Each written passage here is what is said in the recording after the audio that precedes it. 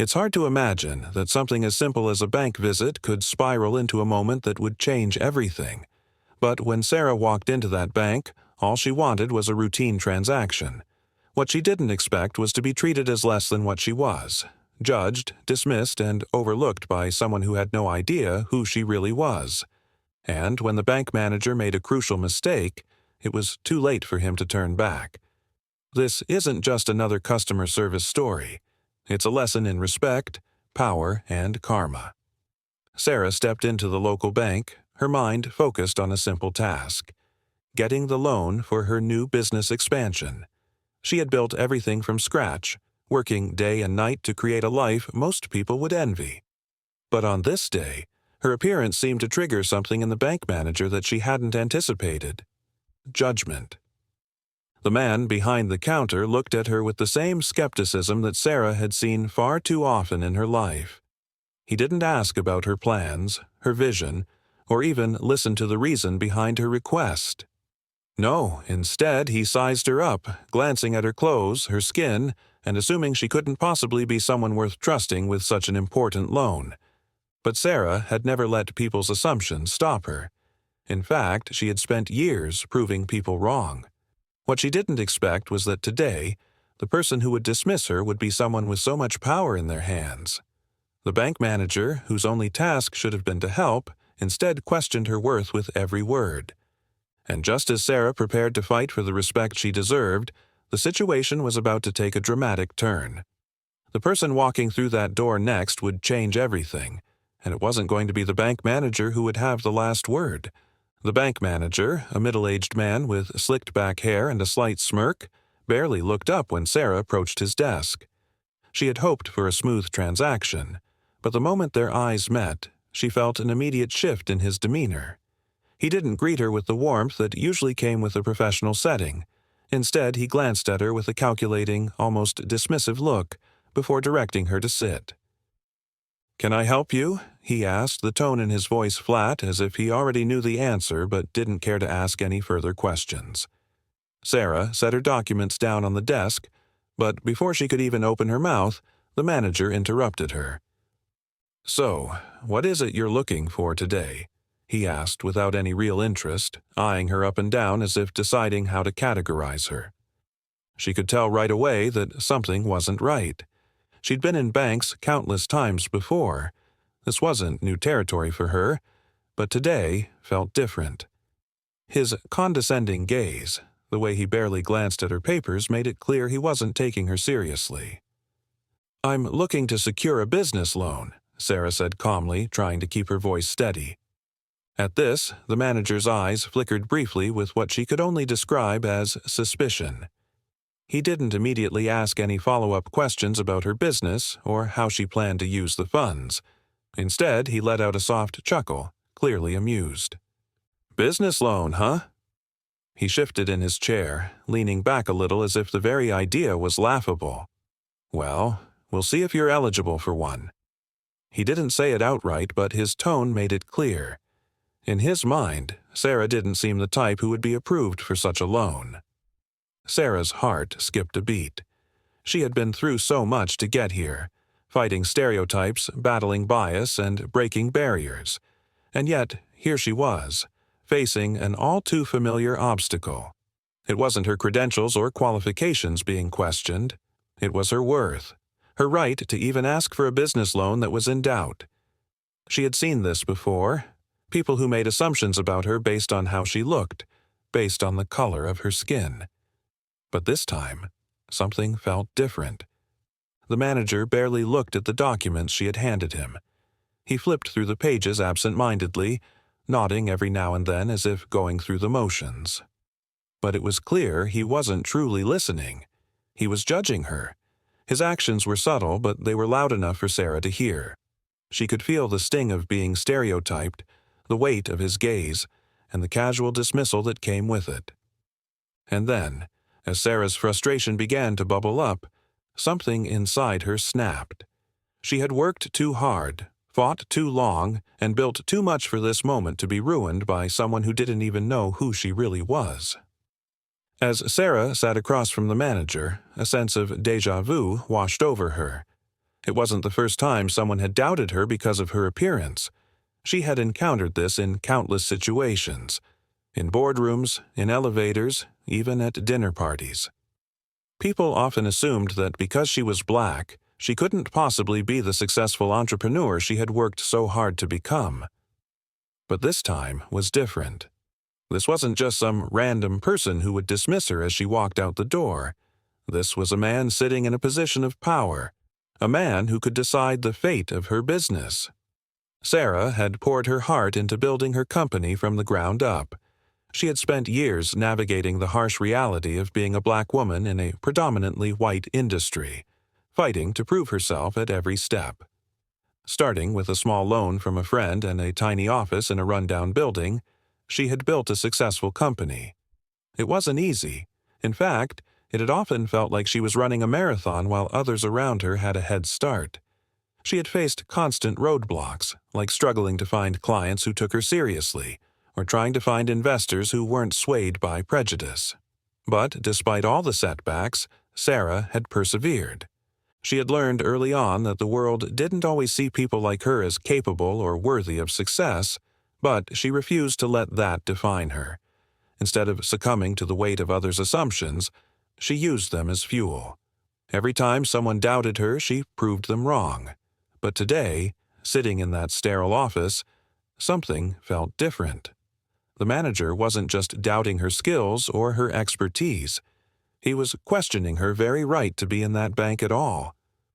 The man still hadn't looked up from the papers in front of him. He flipped through them with no sense of urgency, no interest in the importance of the conversation they were having.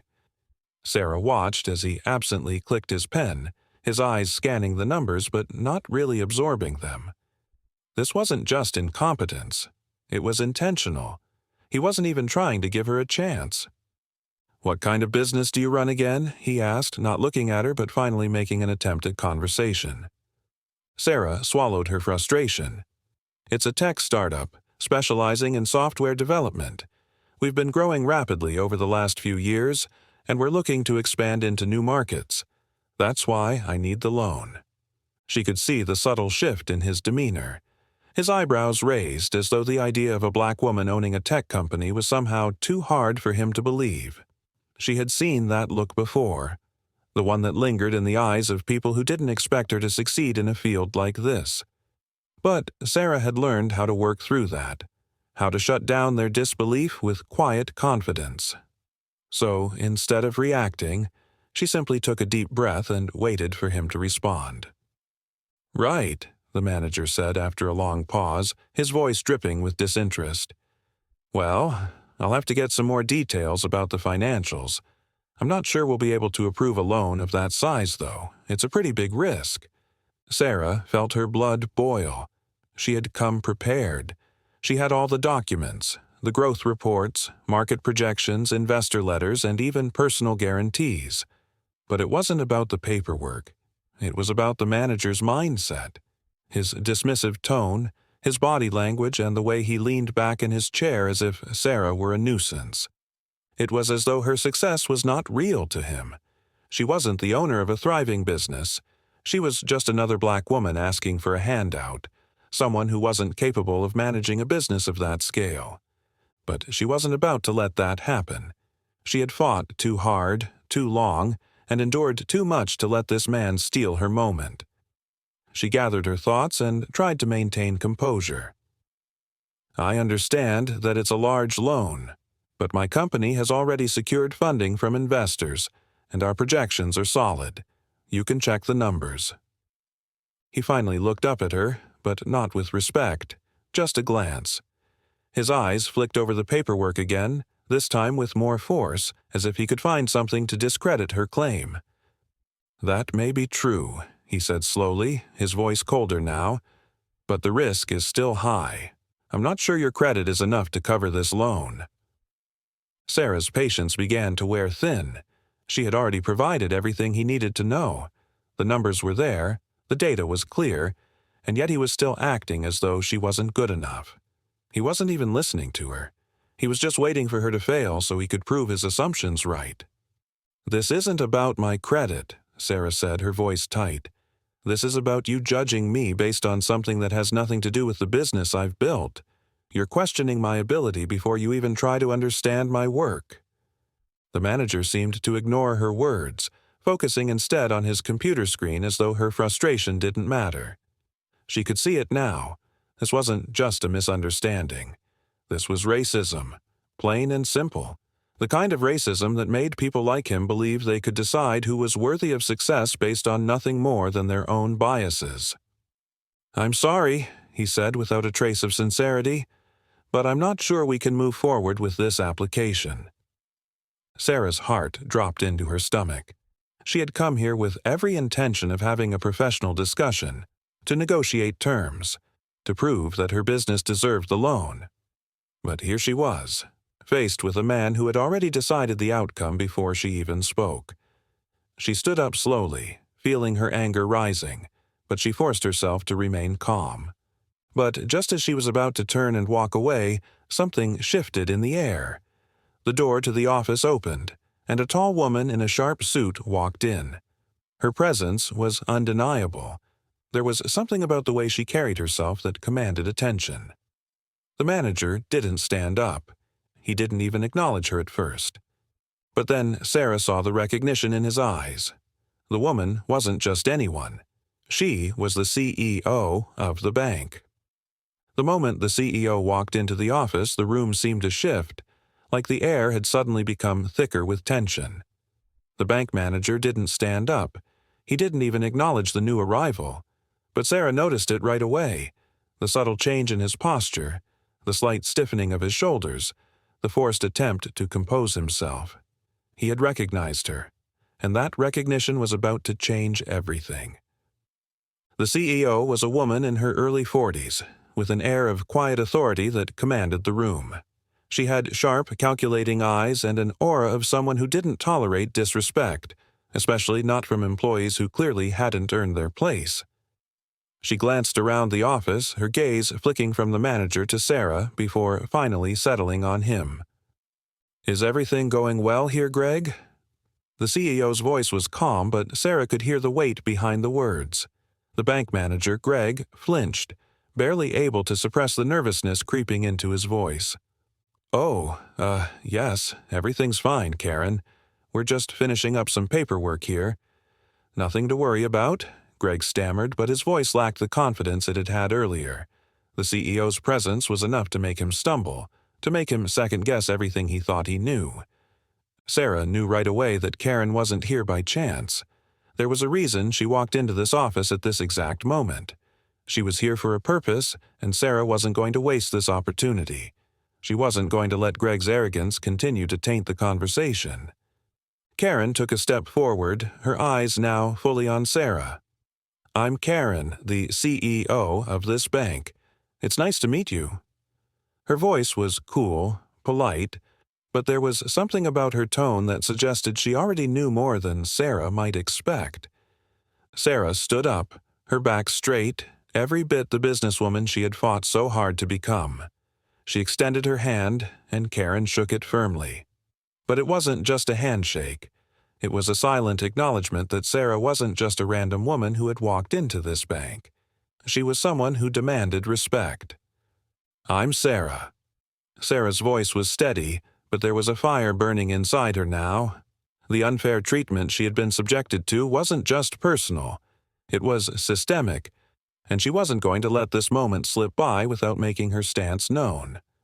"I don't think I'm being treated fairly here," Sarah said, her eyes locking onto Greg, who immediately turned pale. "I came in with the intention of discussing a loan, but instead I've been made to feel like I don't belong here, like I'm not good enough to be taken seriously." Karen's eyes shifted to Greg, the silent fury in her gaze making him visibly uncomfortable. He shifted in his chair, his hands fidgeting with the papers in front of him. "I'm sorry," Karen said, her tone now more direct, her authority cutting through the tension like a knife. "But I don't think this is how we do business here, Greg. I'm assuming you've gone through Sarah's application thoroughly?" Greg sputtered for a moment, trying to find words. I've looked at it, but the risk is... it's high. I don't think..." He stopped mid-sentence as Karen raised a hand, cutting him off. "I'll handle this from here," she said sharply. "Why don't you step outside for a moment, Greg?" Greg's face flushed a deep shade of red. He opened his mouth as though to protest, but the words never came. Instead, he grabbed his papers and left the office quickly, mumbling an apology under his breath as he exited. The door closed behind him, leaving Sarah alone with Karen. For a moment, neither of them spoke. Sarah could feel the weight of the silence, the way the room seemed to close in around her. But Karen was still standing there, her posture relaxed but focused, waiting for Sarah to say something more. Sarah knew she couldn't let this opportunity slip by. She had to seize it, even if her heart was pounding in her chest. "I don't need this loan to prove my worth," Sarah began, her voice firm but quiet. "I've built my company from nothing, and I've been underestimated every step of the way. This bank doesn't get to decide whether I'm good enough based on how I look or how I present myself. I've earned everything I have." Karen's gaze softened, and for the first time, Sarah saw a flicker of respect in her eyes. "I can tell you've worked hard, Sarah, and that's why I'm here." Sarah raised an eyebrow. "You're here because of me?" Karen nodded, taking a seat across from her. "I've been following your work for a while. I know exactly who you are, and I know how hard you've worked to get here. This bank should have recognized that from the moment you walked in. But unfortunately, that didn't happen. Greg has his own set of biases, and I'm sure he didn't see your potential because of them. But that's going to change." Sarah could hardly believe what she was hearing. The CEO knew her? She had followed her work? She had been dealing with the kind of prejudice that most people couldn't even imagine. And now the CEO was not only acknowledging it, but offering her support. "I'm sorry this happened to you," Karen continued. "I've been in your shoes before. As a woman in a male-dominated field, I've had to fight my own battles. But I learned the hard way that the world doesn't give us a free pass. We have to take it." Karen leaned forward, her eyes focused on Sarah. "I'm going to make sure this gets handled. You won't have to fight for this loan. I'll approve it myself. You've earned it." Sarah felt her breath catch in her chest. It wasn't just the loan that mattered anymore, it was the validation, the recognition. After all these years of fighting, of proving herself to a world that had often shut her out, here was someone who understood, who saw her for who she truly was. "Thank you," Sarah said, her voice barely above a whisper. The words didn't seem like enough, but they were all she could offer in that moment. Karen smiled, a rare, genuine smile. "You deserve more than that.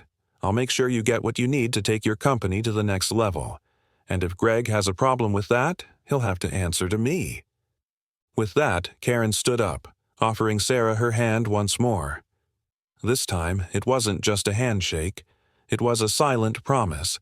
A promise that Sarah's fight wasn't over, but it was about to get a lot easier. As Sarah left the office that day, a sense of empowerment washed over her. She had faced down prejudice and come out victorious. But more than that, she had found an ally in a place she least expected. As Sarah walked out of the bank, the weight that had been pressing on her shoulders seemed to lighten. It wasn't just about the loan anymore. It wasn't even about proving herself to Greg or anyone else. It was about something deeper. It was about the moment when someone finally saw her, not through the lens of bias or stereotype, but for who she truly was. A hard-working entrepreneur who had fought tooth and nail to get to where she was. And in that moment, that recognition felt like a victory in itself. When she stepped outside, the crisp air hit her face, and for the first time that day she took a deep breath and let it out slowly. The world seemed a little bit clearer now. She had faced down an obstacle, but more importantly, she had done so with grace. She had refused to let someone's prejudice define her, and in the end, it was her own strength that had won. She had spent so much of her life proving that she was worthy of success. But today, it wasn't just about her achievements.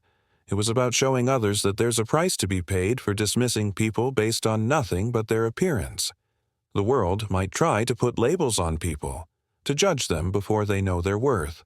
But in the end, those who truly succeed are the ones who refuse to be defined by someone else's assumptions. As she walked back to her car, Sarah couldn't help but smile. It was a small victory, yes, but one that would fuel her for the next chapter of her journey. There were more battles to fight, more hurdles to overcome, but she knew she was ready. She had just been given a powerful reminder. When you believe in yourself and fight for what's right, even the biggest challenges can be overcome. And as for Greg, he was about to learn a lesson in respect and fairness that he would never forget. But for Sarah, today wasn't just about him. It was about the future. Her future. And no one, not even the most powerful banker, could take that away. If you want to hear more powerful stories like this one, make sure to hit the subscribe button and stay tuned for the next inspiring journey. You won't want to miss it.